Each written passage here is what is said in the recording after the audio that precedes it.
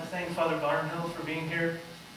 You've been here for our family for baptisms, weddings, now today. Thank you, Father. I have to admit something. Russ and Rosie lived in their farmhouse for a long time, and I wasn't a fan when they decided to move into Marysville. But it ended up being a wonderful thing. They got to see 3 of their great grandkids, Bo and Bailey and Marie, on a regular basis. So thank you, Shannon and Mike, for taking them over there and have that time with them.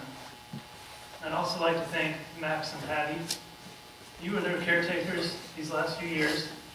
I know it was a lot of work and a lot of time, but it was very reassuring for the rest of our family to know that you guys were close by. And I know the Marysville branch of our family, you added years to Rosie's life. Thank you. Many years back, there was a family video made for Rosie.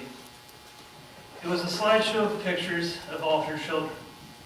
We used to gather around in the living room of the farmhouse.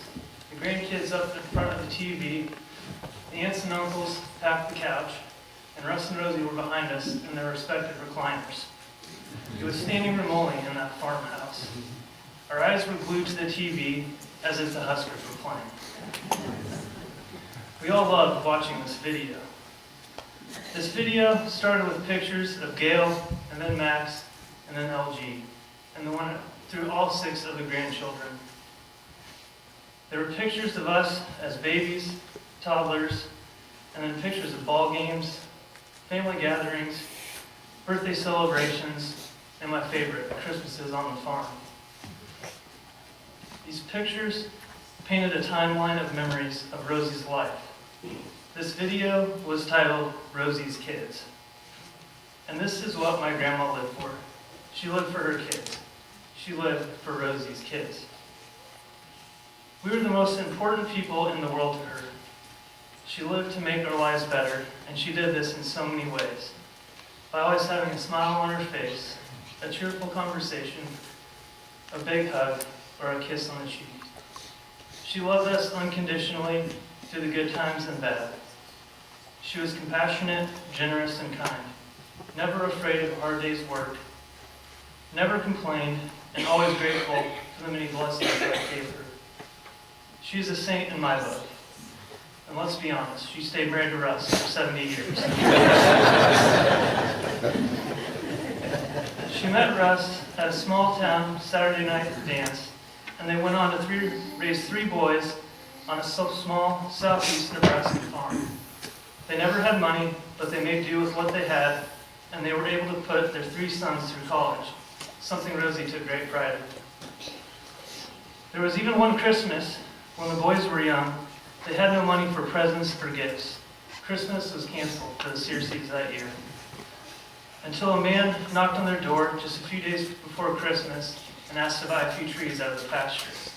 They were able to sell the trees and have Christmas after all.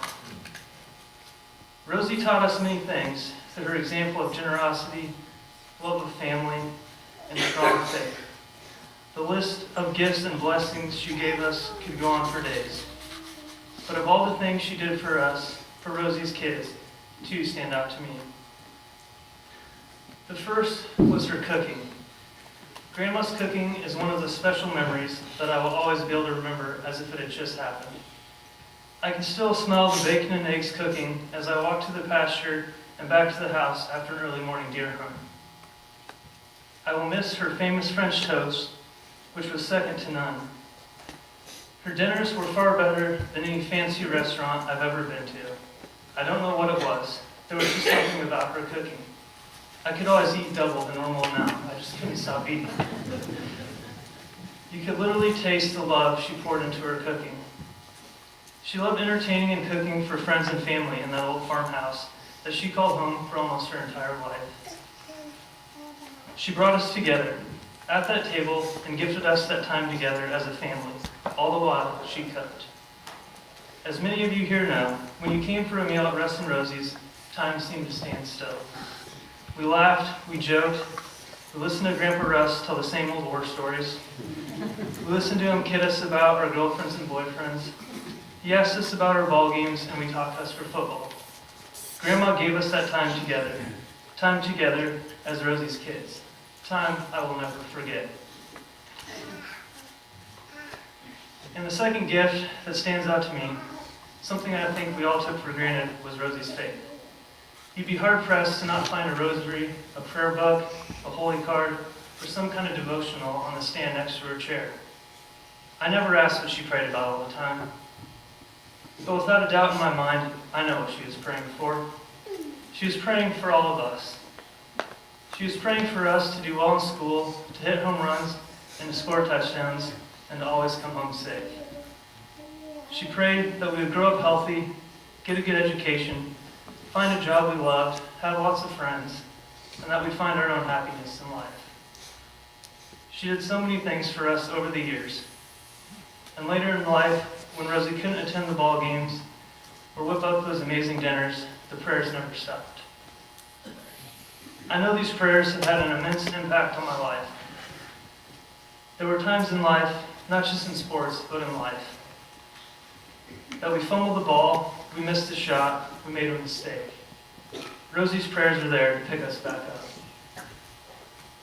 We will never know what prayers God chose to answer of Rosie's, but we do know her prayers were there, and they will continue to be there.